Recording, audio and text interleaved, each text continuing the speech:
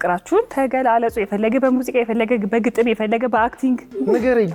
እንደው ሰምቼ አላውቅም። እግዚአብሔር ይስጥልኝ።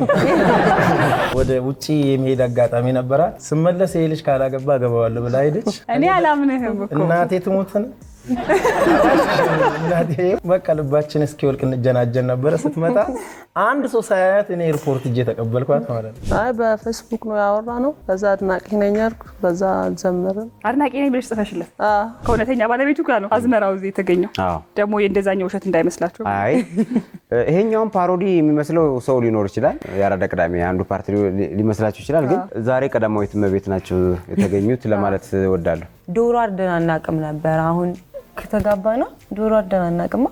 ዘንድሮ ነው የምናርደው። ኧረ እባክሽ ለመጀመሪያ ጊዜ? አዎ ማለት ማንንም ስለማንጠራ እነማዘርጋ ነው የምንሄደው የኔ ቤተሰቦች ጋር እና ይሄ ዶሮ አንሰራም። ስጋ ገዝተን እሱ ክትፎ ይወዳል፣ እኔ ቁርጥ እወዳለሁ። እሱን ሰራርተን ነው እንትን የምንለው። ግን ዘንድሮ ቆርጠን ተነስተን